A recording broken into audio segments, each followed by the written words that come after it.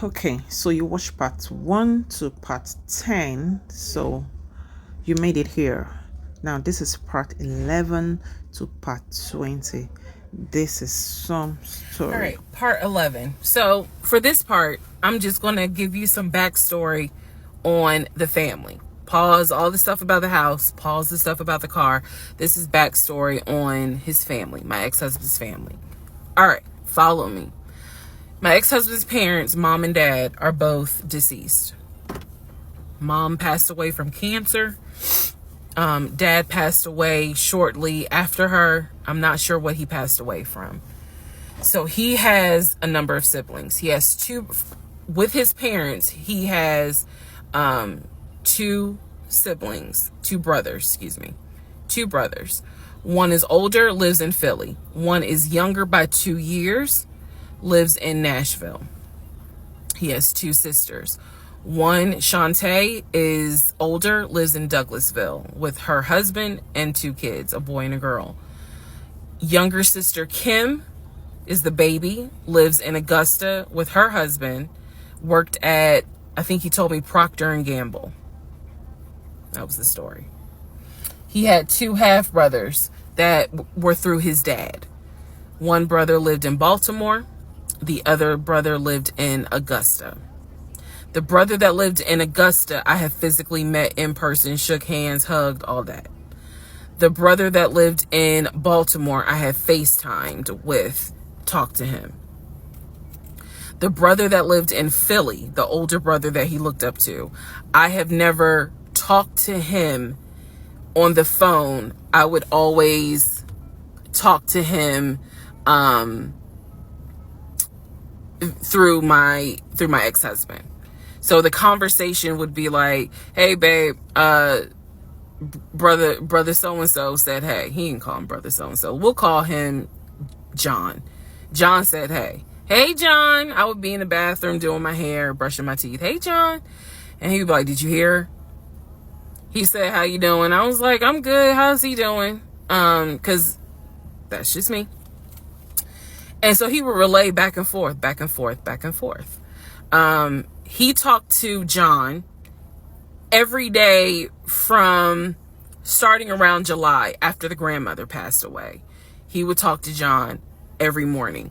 We both would be getting ready for work and he would be on the phone with John. They would be talking for 30, 40 minutes, talking about football, talking about other siblings. They would be talking about cars.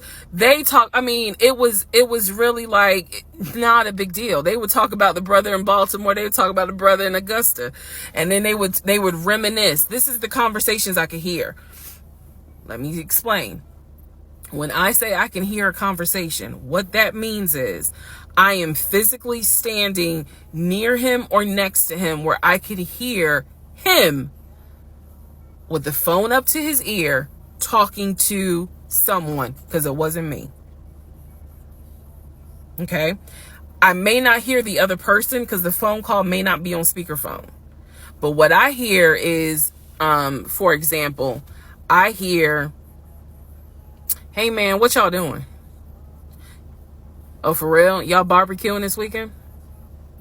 What y'all making? Oh, that's what's up. Nah, I think me and her gonna stay in this weekend because, these numbers is looking crazy with COVID. Yeah, she over here. She's sitting right here. She watched the TV. Okay, hold on. John said, hey. Hey, John. You heard her? Okay. All right, bruh. I just wanted to check in on you. That's the type of conversation I'm explaining. Okay, so I hope that gives a little more clarity about the type of conversations I'm hearing. So, I don't know why this light keeps going out.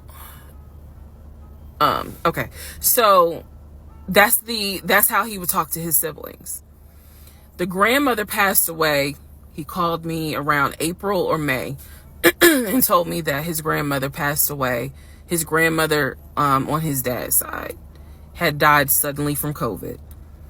She had symptoms. She went to bed and did not wake up. He was distraught. He was crying. He wasn't eating. He was just sitting there, listening to music, not watching TV, just sad, because he was like, you know, my grandmother was always my support system. So from what I saw, it really bothered him. I did not think anything of it. I'm one of those people, if you tell me somebody in your family passed away, I'm gonna believe you, because I don't play about death. And I guess I expect other people don't either. However, that is not the same for everyone else, but we'll get there. So family, he had his sister Shantae, who lived in Douglasville. Like I said, she was married with 2 kids. Apparently she was a nurse. So when I had my miscarriage, that was a sister that he was like, my sister will take you to the hospital. Like, that's what family does. Okay. I had never met Shantae. I've been on the phone, or excuse me, I've been around him when he was on the phone with Shantae. Never heard her part of the conversation. But he would be talking to his sister. That's what he said. That's what it sounded like too. Now, what is interesting is that we lived maybe 35, 40 minutes away from Douglasville. So there were plenty of times that he had invited me to go with him to his sister's house. Okay, let me tell you how this would always work out. Total times he invited me was probably 3 times for different barbecues or whatnot. The first time he invited me, I was like, nah, I ain't going, because again, COVID. And she's a nurse. Hell no. The second time he was like, yeah, she invited us, but I don't think we should go because COVID. No. The third time I agreed to go. I was like, absolutely, I'll go meet your sister. Like, that'd be great. On our way to her house, to Douglasville, to go see the sister, apparently he got a phone call.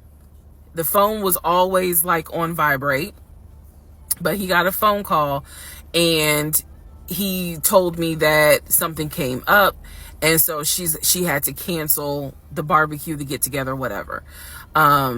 And so I was just like, oh man, you know, okay, well, hopefully we can go another time. It didn't happen close enough for me to have red flags, if that makes sense. But at this point, as y'all probably like, girl, you so blind. But again, I didn't think anything of it, because it's like, okay, it fell through. We'll see. We'll reschedule. And so we just went out to eat, and then he talked to another brother, the brother from Augusta that he would have on speakerphone. So it was like, you know, I didn't think anything of it. I really didn't. Man, and the more I talk about it, the more I realize, like, I'm not a dumb person, but it just never dawned on me the things that you have to now investigate.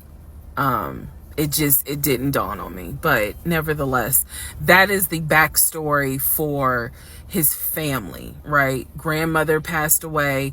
3 weeks later, he called me and told me his uncle had passed away from COVID. The uncle had tested positive, had to go into the hospital, and he died. It was a bit of a red flag. It was a bit of a red flag, but like I said, I don't play about death. So I was just like, wow. Because of these 2 deaths, he became a stickler about COVID. And when I mean a stickler, wear your mask, wear gloves, hand sanitize, wash your hands. Like, he was annoying about making sure neither one of us caught COVID. So now I'm going to give you the backstory in regards to what I was told with the ex-wife. Okay, I know I look rough, but it's okay. It's okay. Anyway, so this is part 12 of Who the Fuck Did I Marry? So this is the backstory on what I was told for the ex-wife. This is important. Pay attention. All right. This is 2020. So this is what I was told in 2020. I was told that he and his ex-wife used to be friends. Then they started dating and subsequently got married. They got married in California. He had bought a house with the money that he made from arena football. They had apparently had gotten married on the downward of the arena football career. Had a nice house. He showed me a picture of the house, showed me pictures inside the house. Remember that? Showed me pictures inside the house. It was a really nice home in San Diego. And basically what happened was that he came home from work early one day and I have the hiccups, sorry. Came home early from work one day and his wife was sleeping with another man. The man was in the house. He and the man get into it. Her son, who is about 17 years old in 2020, she had 2 kids, a daughter and a son. The son apparently was on his way home from school when my ex-husband found his previous wife in bed with another man. So the story goes that he and the guy fought. He kicked the guy out. He kicked his ex-wife out, but told her the kids could stay. The kids are not biologically his. Those are his stepkids. She was like, you must be kidding. Like, I'm not leaving my kids here. The kids are old enough to where they were like, we don't want to go because you fucked up. We don't want to leave. So apparently she leaves. The kids stay with him for a few weeks. And then she gets her own place. The kids move in with their mom. He files for divorce in California. He files for divorce in California, and it was an ugly divorce. She was asking for spousal support, all kinds of stuff. And then it turned into, I'll help you with the kids, not child support, but just I will give you some money for the kids, because apparently he was very close to the kids and he wanted to keep a relationship with the kids. Their biological fathers, apparently there were 2 fathers, their biological fathers were not in the picture. So the divorce starts out contested and ugly, eventually becomes amicable. Eventually they become cordial with each other. So my ex-husband moved. This is all before he ever met me. So I'm telling you the story of what I was told in 2020. So eventually, about 2 years later, is when his job approached him about an opportunity to transfer to Georgia. And so he took it. New beginning, fresh start. He has family in Georgia. He took it. He told me this story pretty much the second or third conversation we had. So it was always from the beginning that she had cheated. He caught her, and he had filed for divorce, but he was still close to the kids. They still had a great relationship. I've heard him on the phone with the kids, just encouraging them, helping the 17-year-old like with homework. The kids really apparently wanted to meet me, and I was fine with that. He would send them money, if they needed something, because he loved the kids as if they were his own. I'm telling you the story as I was told it in 2020. So let's see, around April or May of 2020, he informs me that his ex-wife has moved to Georgia. Apparently, she's staying with her sister in Gwinnett County. So she has moved to Georgia. The 2 kids are now in Georgia. And so when he tells me all this, I'm like, so what's that supposed to mean? Now, I will say this. He never made it seem as if she wants him back.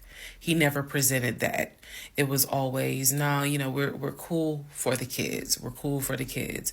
But he's never presented that she was trying to get him back. I feel like it's fair to her for me to say that. And again, stay with me. It all comes out. But that was the backstory in regards to the ex-wife. that they got married in California, they divorced in California, and then she eventually moved to Georgia, to Gwinnett County, after he had transferred to Georgia for his job. He did tell me that, every now and then he'll get a text message from her. He told me that he, told her when I was pregnant, he felt like she needed to hear that from him instead of hearing it from the kids. And we got into a bit of an argument about that, but honey, in the big scheme of things, that anyway, so we got into an argument about that. I felt like that's none of her business. But that's the overall backstory of her. So remember, because there will be a quiz, but just remember, he met her in California, married her in California, divorced her in California. She moved to Georgia, to Gwinnett County, after he moved to Georgia. Are we clear? Okay. Part 13 of Who the Fuck Did I Marry? So I've kind of given you guys all the backstory. Let's just kind of recap real quick. So I told you how we met in March of 2020. Basically, Georgia got shut down. I keep saying shut down, got locked down. We decided to quarantine together. I know it was crazy. It was crazy. I really liked him and thought he liked me. So, I told you guys how we met. Things moved at a rapid pace. Met in March. Moved in together pretty much end of March, beginning of April. Found out I was pregnant in May. Lost the baby in June. Had to have surgery in July. Started looking for houses. Started looking at cars. All this stuff happened literally between March and in August is when I got my car. So, got a car in August. He paid the down payment for that car, which I was shocked by. And no, it was not a BMW or an Audi. It was a Nissan Altima, but I loved that car at the time. So he paid the down payment for that car. He told me he would help me with the car payment. The biggest mistake that I made, and I'll explain why I say this. The biggest mistake I made was that I signed myself up for a car note, where I knew I needed his help to pay the car note. I knew better. My mom has always taught me, do not ever put yourself in a position where you are financially dependent on a man. And all of that went out the window. And the reason why I say that was the biggest mistake is because when I have pulled back the layers of this whole monstrosity of life that I lived for 2020 and 2021, it really does boil down to the fact that I truly ended up marrying him more out of fear than anything else. And I'll expound upon that later. But I got the car in August. And by this point, I was exhausted of looking at cars. I was mad that I didn't get a BMW X5 dark blue with cognac interior. And I was tired of looking at houses, getting my hopes up, looking at a house and picturing myself in the master bedroom, the kitchen, the island, all that stuff. I'm a visual person, and I was tired of getting my hopes up. So now we're going to segue into fall, going into the holidays.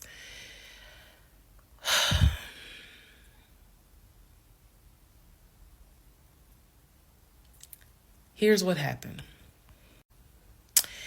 In October, we looked at another house. This house was in Marietta. Absolutely gorgeous. It was gorgeous. I want to say that the house was about $700,000. I really liked the house. I could see myself living there. I could see myself cooking there. And so subsequently, my ex-husband put in an all-cash offer on that house. I watched him put an all-cash offer in on the house. Our real estate agent, Scott, called us about 24 hours later.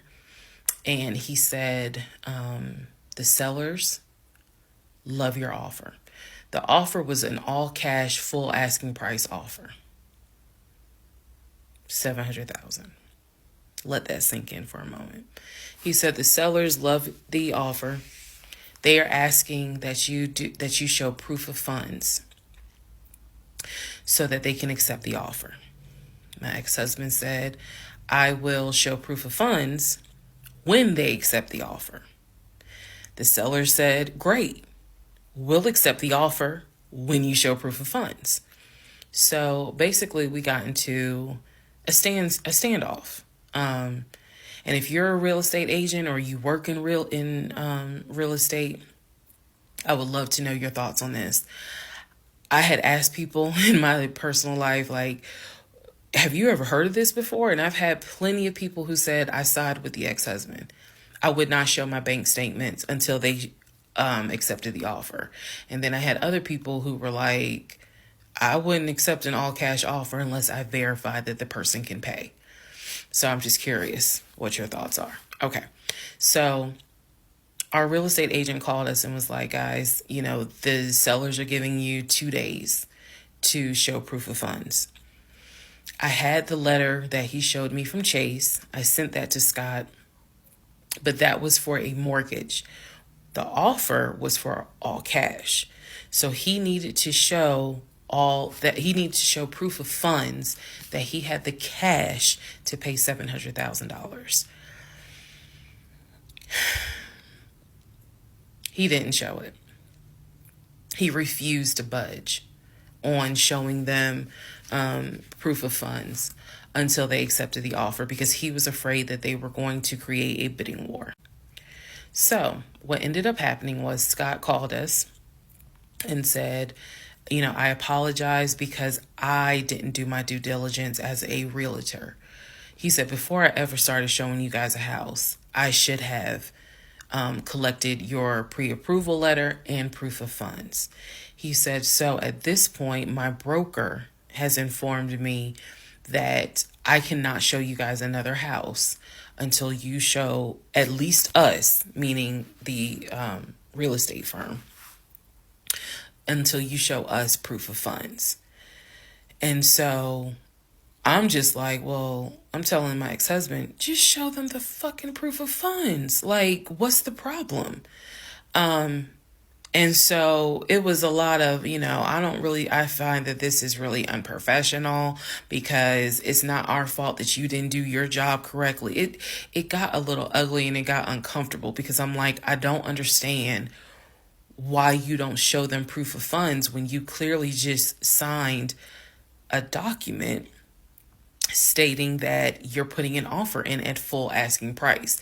This was the same thing that the realtor was saying. He was like, but you just signed an offer. So what's the problem? Like, you want them to accept the offer and then you'll show everyone the proof of funds? And my ex-husband, without missing a beat, said yes. So Scott did his best to work with the seller and say, look, accept the offer. He'll open the books. He'll show you the proof of funds. These sellers were like, no, that's not. And it wasn't so much the sellers. It was the seller's agent. Big respect to the seller's agent. But the seller's agent was like, no, that's not how we're doing business. He needs to show those proof of funds before I advise my clients to accept his offer. Period. If he's not willing to do it, we'll go on to the next offer, because they did have another offer on the table for it was less than asking price, but they were willing to accept that offer over the all cash offer because those people had basically shown proof. So subsequently, the house fell through. We passed the 2-day deadline. They went with the other offer. Also, at this point, our real estate agent, Scott, and I do not blame him for this, pretty much cut all ties. Because what he, I believe, felt like was, I don't know what's going on, but something's going on. And this is not how I do business. So until you guys are ready to show the proof of funds needed to buy a house, you need to get yourself another agent, because we were already about 20 to 25 houses deep by this point. We had already put in 2 other offers. They fell through. And now here we are with this house. And once again, it fell through. Okay, so good news and bad news. Number one, this is part 14 of Who the Fuck Did I Marry? Bad news, this is going to be the last post for the night. And the reason why, good news, tomorrow's my birthday. So I'm just going to make this video, post it, and then I will pick back up probably Friday, because honestly, I truly want to enjoy my birthday tomorrow. I just want to enjoy my birthday. All right, so y'all don't be upset. Just, if anything, watch parts 1 through 14, then we'll be ready for part 15. So the house fell through in October 2020. And what I told him was, I said, I don't want to look at another house. I don't want to talk about cars. I want to get through the holidays, because it was going to be a holiday season where I could not celebrate my family because of COVID. So I said, I just want to get through the holidays. I want to get through the end of the year. And we'll revisit stuff in January. I was very calm when I said it. No argument, nothing like that. And he said he understood. A lot of what fueled me staying in this situation really was the fact that, number one, I didn't want to be alone. Number two, I didn't want to look stupid by having the relationship end so quickly, for everyone to be like, we told you something was up. And number three, I was ready to get married. And that, ready to get married, fueled a lot of stuff. And again, I was still making my audio diaries. So listening back to it, I knew something was wrong. I admit that. I knew something was wrong. But what I thought it was, truthfully, was like, why does it seem like there's always something? Like, why can't we just go ahead and get the house? Why is it always something? Why can't I just get the BMW? It still didn't dawn on me how deep this something went. And for the people who keep asking, I'm going in order of events. So yes, there will be a video where I explain how everything came out and what came out, what was true, what was not true. It's coming. I'm just getting all of this out in order. So I told him I didn't want to look at a house no more. I don't want to talk about houses. Do not mention the word Zillow. Do not mention the word realtor. Nothing. Let me just get through the holidays. And for myself, the question was, what do you want to do? You want to stay with him? Or do you want to cut your losses? And the part that kept me constantly second guessing myself was, what if he's not lying? What if he's not lying? Literally the conversation I had with myself was, there's no way he is lying about having money. You saw the paper from Chase. They don't just approve $750,000 for a mortgage for anybody. I've seen his checking account. You see how much money's in his available checking. I don't think he's lying. I don't think he's lying about that. But what is it? Is it that he doesn't trust me? I second guess myself so much. Is it that he doesn't trust me? Is it that maybe he doesn't really want to get married? What is it? Because I know what I saw. I know what I heard. I know that he's having conversations about move the money from this account to that account. I know he's paying my car note and all these bills. Like, clearly this man is making money. I know that I saw the letter from HR that states his new salary is 200 and something thousand. And I remember thinking, like, God, what am I missing? I'm missing something, but what is it? Because I know what I've seen. I know what I have touched. I have physically touched these papers. Like, I know how to read. So what is it that I am missing? He's close to his family. He talks to them all the time. You know, he's just a regular guy that just likes to watch NFL football. He leaves me alone when I want to watch Georgia football.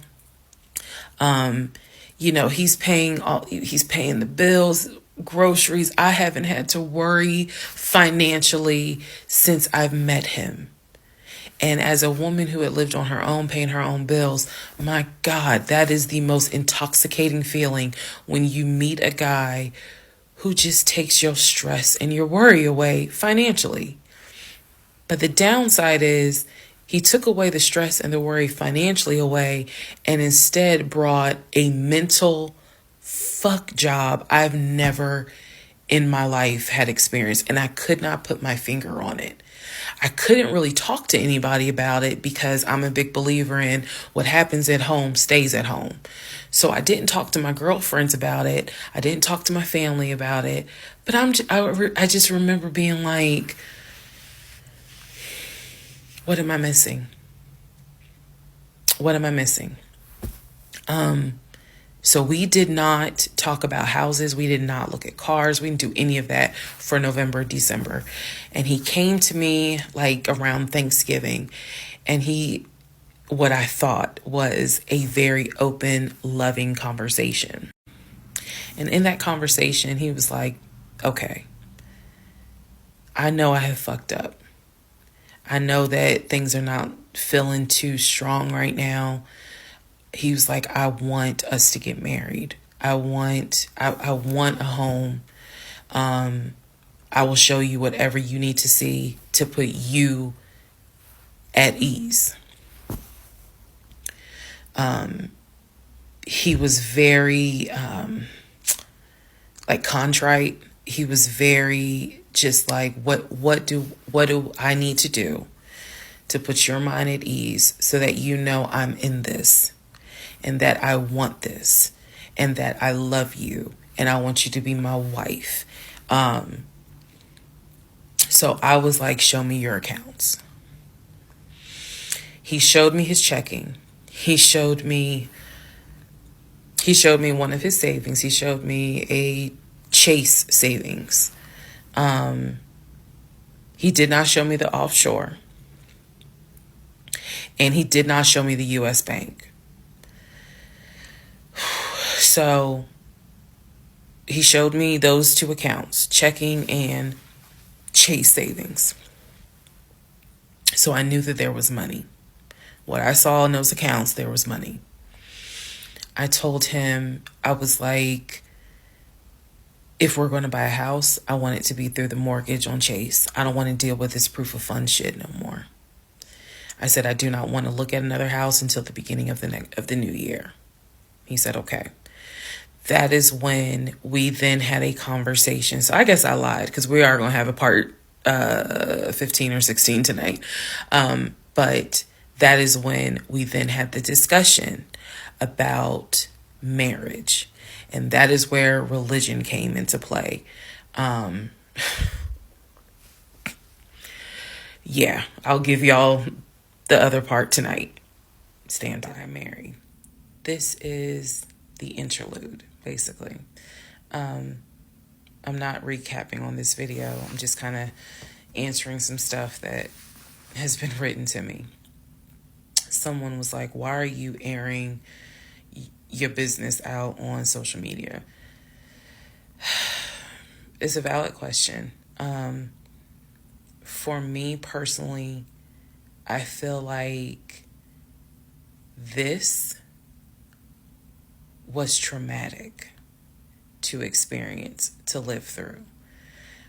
And I'll expound on that on another video, the aftermath of the toll that this took. Honestly, and I know some people are going to be like, that sounds crazy. It is kind of cathartic to get this out, because I cannot tell you how much of this has been internalized since 2020. Also, I don't want to seem like a cautionary tale to other women, or to men for that matter, but to my sisters, to my ladies, white, black, Hispanic, Asian, doesn't matter. If something does not sit right with you, investigate it. I cannot stress that enough. If just one woman watches these videos and she's like, you know what, something don't sit right with me, let me look into this, then it was worth it. Yes, it is a Lifetime movie. Yes, it is Netflix. Yes, it is crazy. Yes, it is hilarious also. And I understand all of those reactions. As someone who lived it,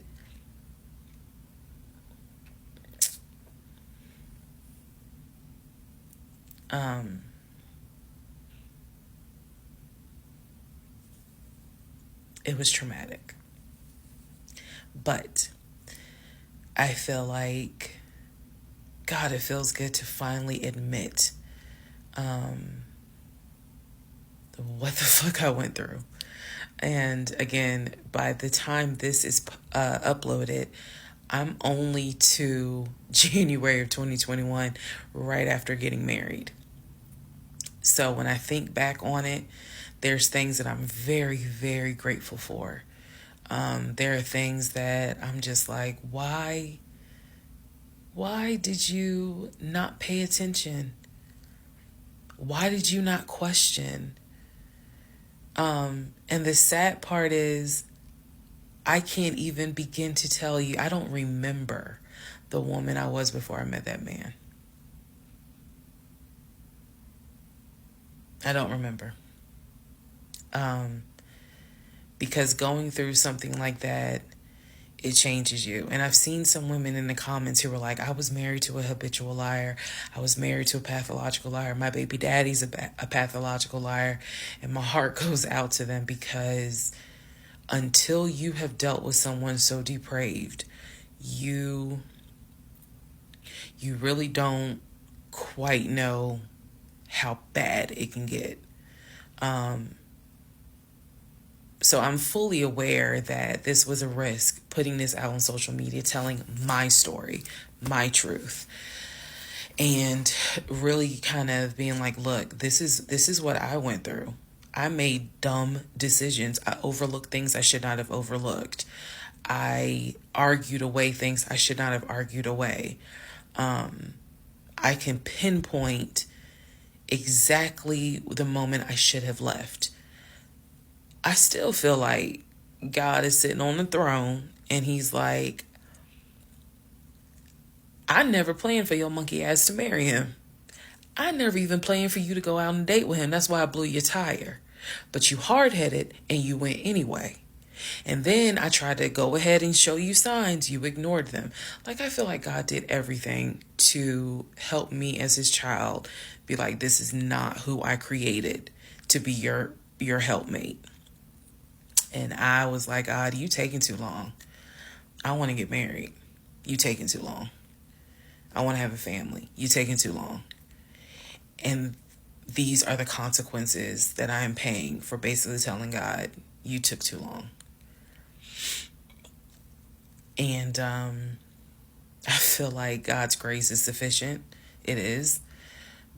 But at the same time, and I'm not perfect. I mean, not perfect at all. None of us are. But I do feel like when I sit back and I replay the events that happened, I truly cannot believe that was my story. Because all I wanted was to meet a guy, for him to be my best friend, for us to get married, have a family. I wanted someone I could make fun of his big old forehead, and he make fun of my nappy head and all my wigs, and yet he was my ride or die. I wanted someone that I could be like, man, help me with these kids, and he helped me with the kids. We had a nice home. We were comfortable. That is what I wanted. And I've said this before, and I say it again. I truly hoped it was my turn. You see the women who are, so happy and, they're in these loving marriages and life just looks good. I really, really wanted it to be my turn. And so I excused away a lot of stuff that I hope the next woman who sees this does not excuse, because I don't wish this on anybody.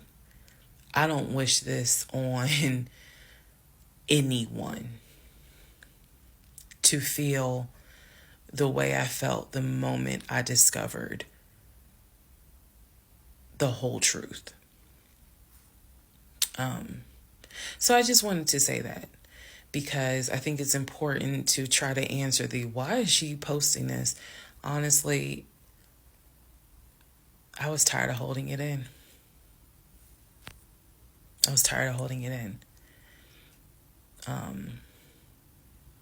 And I hope it helps somebody. Okay, let's all take a deep breath. Let's all get some sleep. If you don't have anything to do and you just want to wish me a happy birthday, wish me a happy birthday tomorrow, February 15th. Shout out to Team Aquarius. Good night, y'all. Part 17, who the fuck did I marry? So, for context and just to clarify some stuff, going forward, I'm going to now call my ex-husband, I'm going to use the name that I call him in real life. So that way it clears up the whole fiance, boyfriend, husband, ex-husband thing. So, his name is Legion. Anyone that knows me will tell you that is what I call him. So, Legion and I, when I left off at part 16, part 15, Legion and I got married January 5th of 2021. For the first 2 weeks, things were fine. We got into like a routine, basically. I would go to work, he would go to work. He was still leaving the house at around 6:15 every morning. He was still on the phone with his brother, the one that lived in Philly, every morning. That was their time to talk. From what I was told, the brother got off work. I guess he must have worked the third shift. And so he was getting off work as Legion was getting ready to go to work. So that was the perfect time for them to talk. He would talk to his brother in Baltimore and the brother in Augusta. Pretty much, just a quick phone call here and there, if not every day, every other day. So everything was pretty much the same. I would talk to my mom almost every day. I would talk to my aunt almost every day. So it was nothing to kind of, that's weird. That's what the morning routine was. He would talk. So I worked at Georgia State Patrol. And I said this in a previous video, but again, there were things I said in previous videos that I remember saying, hey, remember that, because it's going to come back later. So I worked at Georgia State Patrol. I had been working there for almost 8 years, 7 or 8 years by the time Legion got into the picture. He was fine with the fact that I worked within law enforcement. I'm not a trooper. I'm not a sworn officer. I'm a civilian. However, he, again, his dad was a retired police officer. So he was perfectly fine in the beginning with the fact that I worked for Georgia State Patrol. He had been to my office before. He had met some of my co-workers. Obviously, even with COVID, because I still had to go into the office 2 or 3 days a week, he had been up there. So the friend who took me to the hospital when I had my miscarriage has met him. He and I have been to her home with her and her significant other before. So again, even in the world of COVID, when there were little times where you could get together with people, he has met people in my life. He has met my friend, or that particular friend, and he has met some of my coworkers. So when we got married, the first 2 weeks, like I said, was fine. And then it's as if something snapped. Something just changed. What was totally acceptable before, suddenly little comments were made. Why are you wearing that to work? You get off at 3:30, so you'll be home by 5, right? Things that had never happened before. He had never questioned what time I'm going to be home. Really, he didn't need to question it, because when I'm off work, I leave. So it was never a situation of, oh, I'm going to just sit around at work and just run my mouth because I have nothing to do. And then it turned into, he would call me every day from work. And I'm going to demonstrate how those phone calls went. But he would call me every day from work. And if he even so much as heard a male voice in the background, he would have little comments to me. Who was that? Are they in your office? Man, I never know who's around you, because it seemed like every time I call you, I have the hiccups, sorry. It seems like every time I call you, there's some man around. And I'm just like, at first I kind of shrugged it off. I laughed it off because it really, truly was absurd to me. But then it became a bit more frequent. And so I really just didn't feed into it, because I'm like, I don't know if this is some insecurity. I don't know if this is jealousy, because nothing has ever been done to make you feel any sort of insecure type of way. I've never entertained another guy, never flirted with another guy. Like, I don't know where this is coming from.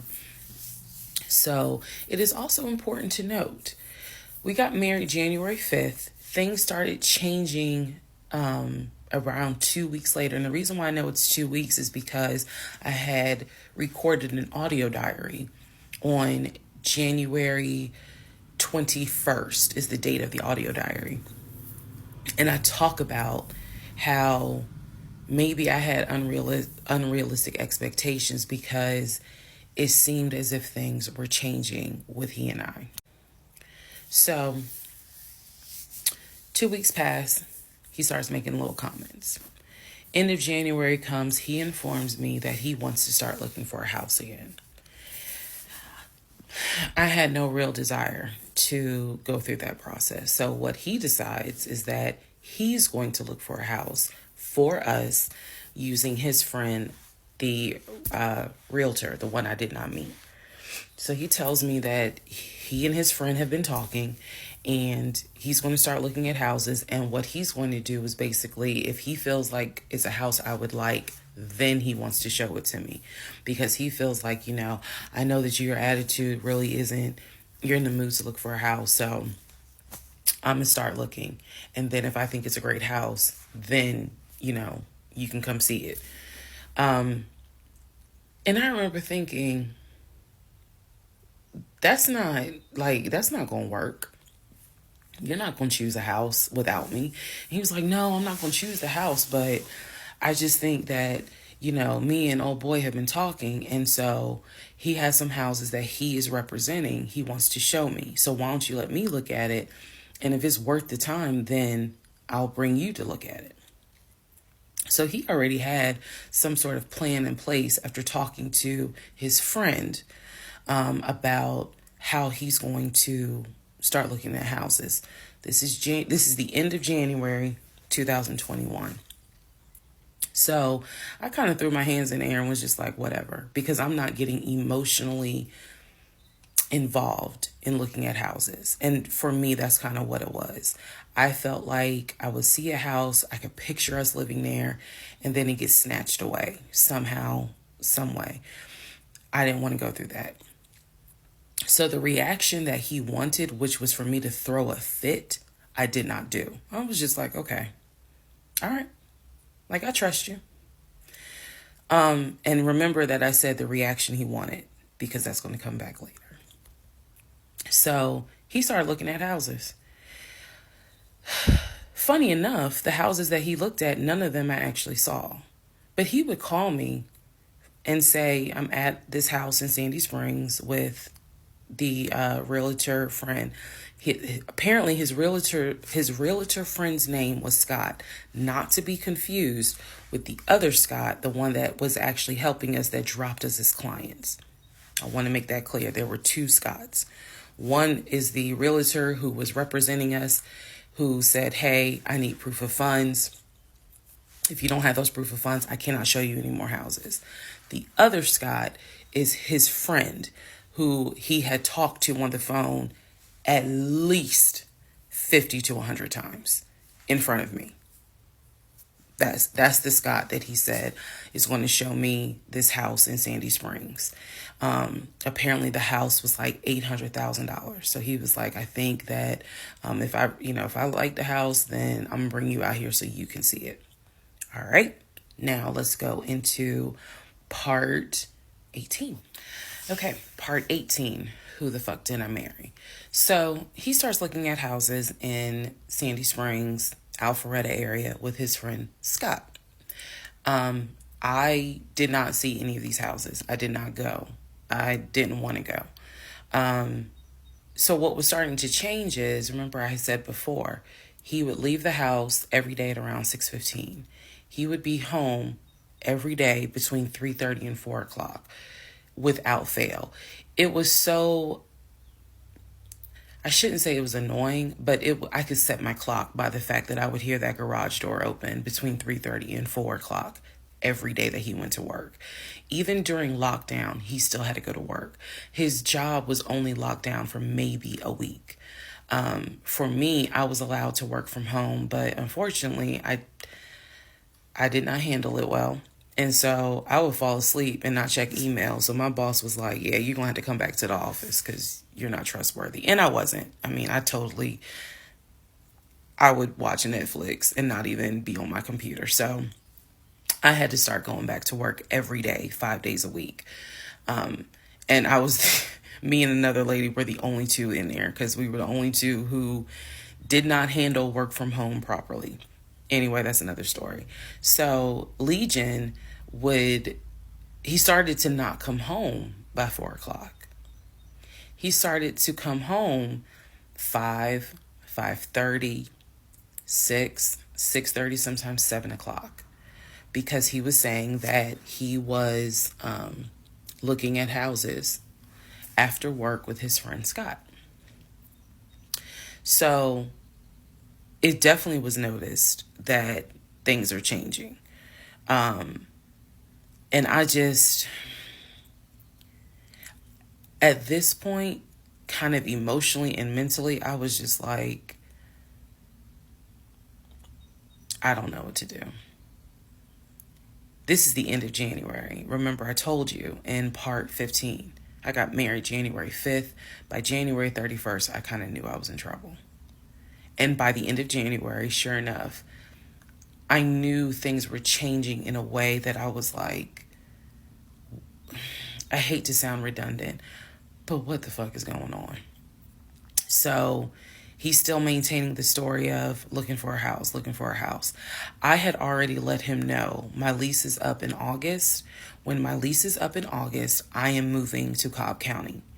And then my attitude was kind of like, you can go with me or you can stay here. I don't care, but I'm moving. I'm leaving Clayton County. The reason why I was so adamant to move was not because of Clayton County. It was not because of the house that I was in. It was because Legion had started to create this narrative that he was beefing with my female neighbor. He was trying to get me to believe that my female neighbor to the left of me somehow was interested in him. And so she would make these little comments and he would come in the house complaining about her and her music and the fact that she had, different men over to the house. It was driving me crazy. And all of this was kind of starting in January. So when I say that, it really seems like we got married January 5th, and then we had 2 weeks of peace, and then something just snapped. I literally mean something just snapped. So he's looking at houses. Now we're moving into February. February obviously is my birthday month. He did good. He did good to make Valentine. He went all out for Valentine's Day. He went all out for my birthday. My birthday and Valentine's Day are February 14th and February 15th. So he went all out on both days. Y'all ain't even gonna believe this story. But I said I would share even when it makes me look bad. So, the weekend after my birthday, and what I mean by that is if my birthday was on a Tuesday, we're talking about Saturday. The weekend after my birthday, he gave me money to go to the nail salon, go get a manicure and pedicure. So I leave the house. I take his car. His car was in the driveway. We had a key to each other's car because, again, we're married at this point. We're talking February 2021. So I take his car and I drive to the nail salon over in Morrow. I'm in the chair getting a pedicure, and I get a text message from my husband saying, someone was just at the house looking for you. And I'm like, who was looking for me? Who was it? And he said, I don't know. I think it was some, this is through text. I don't know. I think it was some dude you used to mess with. Okay. I was like, what are you talking about? He was like, I'm telling you, some guy just came to the house looking for you. I told him you were not here. So at this point, y'all, I'm in the chair at the salon. I'm freaking out because I'm like, who the fuck has the audacity to come to my home unannounced, uninvited, talking about they're looking for me? Especially because before I met my husband, I was working the last shift at Amazon as a part-time job. So I had not dealt with, dated anything with anyone for about a year before I met him in March of 2020. So I really was like, who the hell is this coming to my house? So I finished the pedicure. I head home. Once I get home, I'm like, what are you talking about? What happened? And so I'm frazzled in a way. And he's calm. He was like, yeah, it was a black Dodge Charger. They pulled into the driveway. They backed in. They backed in as if they had been here before. So clearly this was someone who's been to your house. He got out the car. He said, I opened the door and I went out there and I said, is there something I can help you with? And he said, the guy said, I'm looking for, and gave him my name. And he said, I'm sorry, she's not here. And he was like, oh, okay. All right then. And just got in the car and drove off. And I was like, my brain stopped working because I'm thinking, who the heck could this be? A Dodge Charger? I was like, are you sure that it wasn't law enforcement? Like, was it the sheriff's office trying to serve me with a lawsuit for a credit card I didn't pay? He was like, no, he was in regular clothes. He was like, and it was not a police car. It was on a marked unit, basically. And so I'm just like, who the heck could this be? And he was like, I know who it was. And I said, who? He was like, I think it was your ex. I said, what ex? He was like, the one that you had dated for 2 years. Remember back in like part 3, part 4, I told y'all he told me about his ex. I told him about mine. I thought we were being honest with each other. So now, fast forward to February 2021, and he's telling me, yeah, I think it was the ex that you had been dealing with for those 2 years before you met me. I said, so you think that he showed up to the house uninvited after 2 years? And he was like, well, whoever it was clearly was comfortable backing into our driveway, getting out the car, and was like, I'm here to see, and gave him my name. And so he was like, she's not here. Is there something I can help you with? And the guy was like, nah, it's cool. And then just got in the car and drove off. So, again, brain is like, who could this be? So then Legion says to me, you know what? The way that you reacting to this is real suspect. And I'm like, what are you talking about? He was like, you over here freaking out. I told you I took care of it. I told you it was fine. And you over here freaking out, which makes me wonder, what have you been up to? Now, let's go to part 19. Okay, part 18. Who the fuck did I marry? So he says to me, the way you're acting is real suspect, because I told you it was fine. I took care of it. He was like, I ain't even worried about it. He was like, obviously, that nigga didn't know that you now married, that you've moved on. And so now he knows it. But for me, it was the fact that I don't do pop-ups. Don't come to my house unannounced. So if someone has done that, for me, it automatically feels like a violation, and it feels like it needs to be addressed. So it was not as simple as, I already took care of it, it's fine, let it go. Nah, we ain't letting nothing go, because you don't have my permission to show up to my house. And before this turns into something where I'm going to be on Fox 5 News, I need to address that with you, because that is not okay. So he didn't like the reaction I had to the story he told me, where someone basically disrespected my home. And he felt like my reaction was really suspect. So what I'm gonna get into the little details that he did not know about. So he tells me, again, it was a black Dodge Charger. They backed into the driveway. A gentleman got out of the car and he asked for me by name, and Legion said she's not here. So I asked him, what does the guy look like? And he said, he was like, why does it matter? I said, what the fuck does he look like? So Legion proceeds to give me the most generic description you can give. He was like, well, he was shorter than me. Ex-husband is about 6'3", 6'4". He was shorter than me. He was brown skinned. I said, did he have a hat on his head? Mind you, I understand that before marriage, I was a damn fool. I understand that. But every woman has that moment where you only gonna fool her but for so long. And eventually puzzles start coming together. For me, I felt like moving into marriage, certain things started coming together. So I said to him, did he have a hat on his head? He was like, nah, he ain't wear a hat. So in my mind, I am mentally going down a list of every possible man it could be. And it was only like 4 men. I had been in that house about 3 or 4 years at this point. So I knew all of the people. And I'm talking about from maintenance down to ex-boyfriends. It was a total of like 4 men. So when he said that it was a black Charger, I immediately was like, okay, I know that crosses out one. He said he was shorter than him. All of them were shorter than him.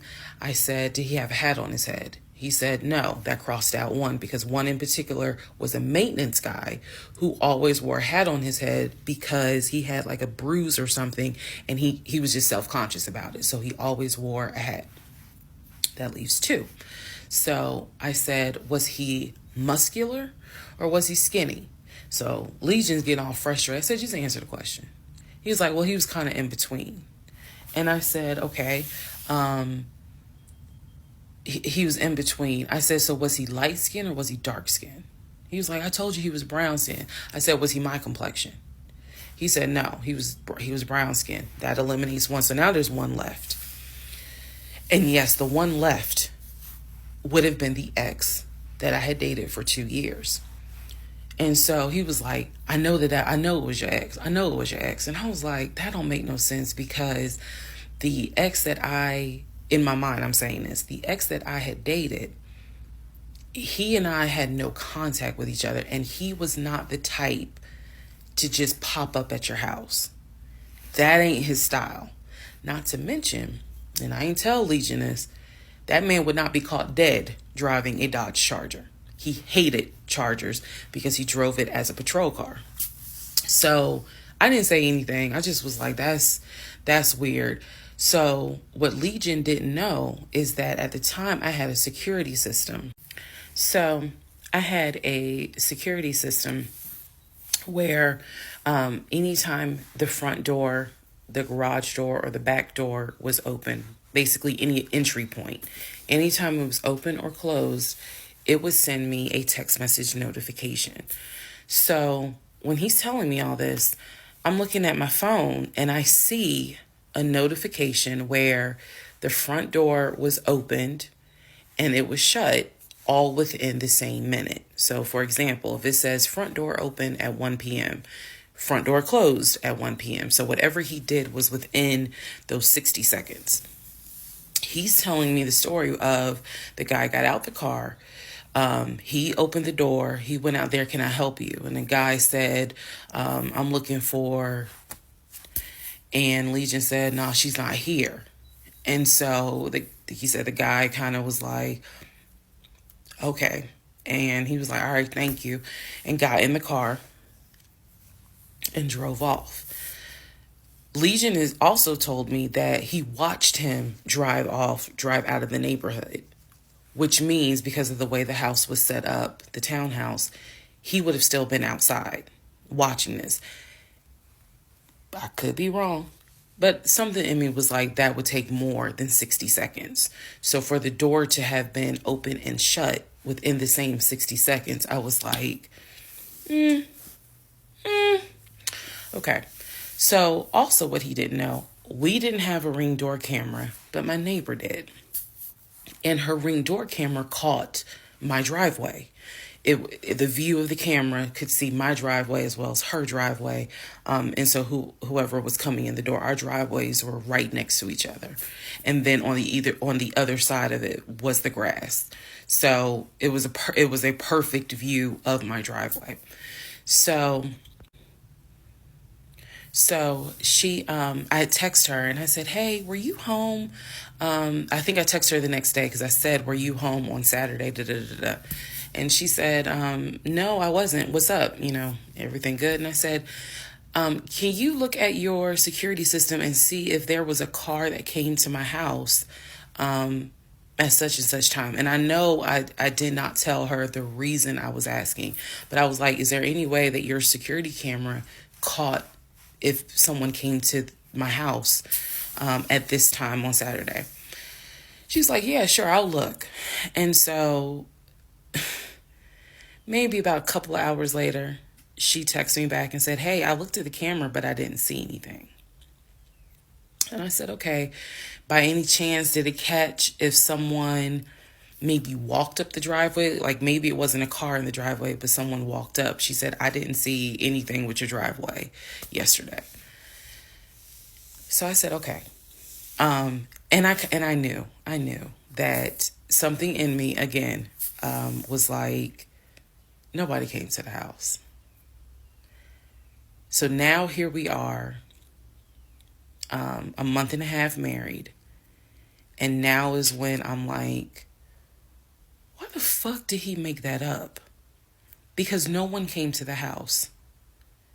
No black Charger came to the house, backed into the driveway. Nobody got out the car and asked for me. Nobody was looking for me.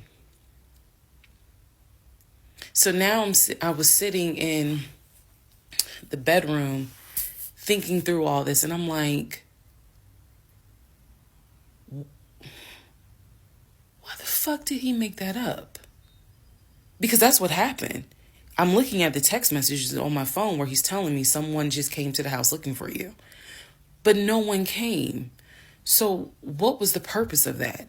And then something said to me, something in me said, he wanted to see your reaction. He just wanted to see the reaction. you had been too calm, and so he wanted to see a reaction. So this man gaslit me like I was Georgia Natural Gas just to get a reaction. Welcome, ladies and gentlemen, to part 20 of Who the Fuck Did I Marry? All right, part 20 of Who the Fuck Did I Marry?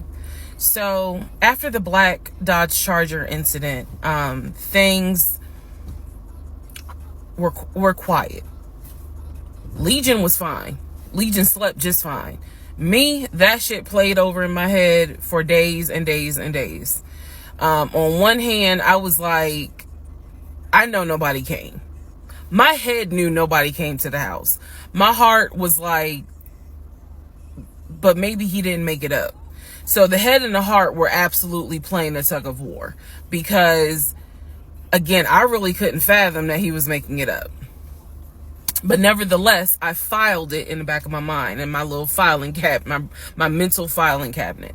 So a few weeks later, we go out to eat at this restaurant in Atlanta. It's a burger place, and I'm going to do my best by the time I post this to put the name of the burger place on the screen. So we go to the burger place, eat dinner. Everything was fine. As we are leaving, he says to me, did I ever show you where my grandmother's buried? This is the grandmother that passed away from COVID in 2020. And I said, no. I was like, we haven't been over here. And so he was like, let me show you. So he drives us to the cemetery, which is not far from the restaurant. He drives us to the cemetery, goes around and around, and then it comes to like a little hill in the cemetery. And he was like, you see the headstone. The headstone had like the family name on it. And it did not have, for example, John David Doe. It just had Doe. Okay.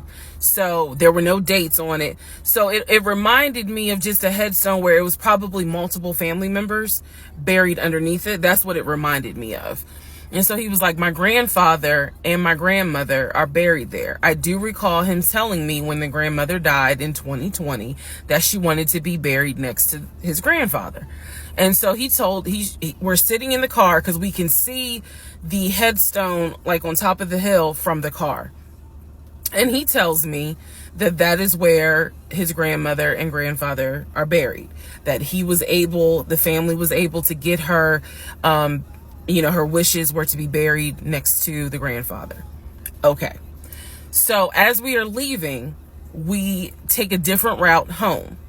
So we get on the highway. If you're from Atlanta, you'll know what I'm talking about. We get on I-75 North. And we're kind of we're just driving around, to be honest with you. But we're taking the scenic route. We get on I-75 North because the reason why I remember is because when you're on I-75 North going towards Atlantic Station, on the right-hand side, you will see the Varsity. You'll see all these tall skyscraper buildings. One of the buildings has the letters NCR on the building. As we're coming up towards the building, he says to me, do you see the NCR building? I said, yeah. He said, the building behind it, my job bought that building. That's where we're going to have, we're setting up operations. And I was like, why the hell would y'all buy a condiment company in downtown Atlanta? He was like, no, we're not doing production there. It's just going to be offices. And that's where we're going to handle like the business portion. The production is still being done in Gwinnett County out in Duluth. And so I was like, oh, okay. He was like, that's where I keep the company car. So I was like, the company car? I said, aren't you supposed to be bringing the company car home? And he was like, I don't want to bring the company car home because it's Clayton County and it's a $90,000 car. And I don't want no problems. So he's telling me that he keeps the company car at the building downtown Atlanta that's behind the NCR building. I barely could see what building he's talking about, but he was like, it's the building right behind it. And so he's telling me that that's where his office is. So I said to him, take me to your office. I know it's a Saturday, but shit, you one of the VPs, right? So take me to your office. No, I had not been to his office simply because, again, COVID. So I was like, take me to your office. And he was like, I can. He was like, that's no problem. So do I have the other phone? I do. So y'all are in luck. So I can maybe reenact how this goes. So he gets off the exit and starts driving towards the NCR building. While he's driving towards the NCR building, he always has kept his phone in his left pocket. This is my left hand. So he pulls his phone out and he starts calling. He tells me he's calling Willie. Willie is supposed to be the head of security. So he's saying, let me call Willie real quick to make sure that the building's open. So he proceeds. This is another phone, but he proceeds to go ahead and call Willie. We're still driving, by the way. We're still driving. I'm on the phone, scrolling through Facebook, trying to figure out some random shit. But he's driving with the phone up to it. So driving with the phone. Next thing I hear, hey Willie, it's Legion. Hey, how's it going? I'm good. Hey, is the building open? No, I just want to take my wife up there so she can see it and see my office. Are you up there right now? You're not? Okay, is Mr. Justin working? Okay. So is there anybody up there that can physically open the building? Because I don't think my badge is going to get me at least in the front door because of it's on the weekend lock. Okay. Okay. All right, let me know. All right. Thank you, Willie. Bye. Y'all see how I did that? He's having this whole conversation while I'm sitting in a passenger seat. So then he gets off the phone and he says to me, Willie is not working and Justin apparently called out sick. So the building is locked and my badge won't get us in the front door.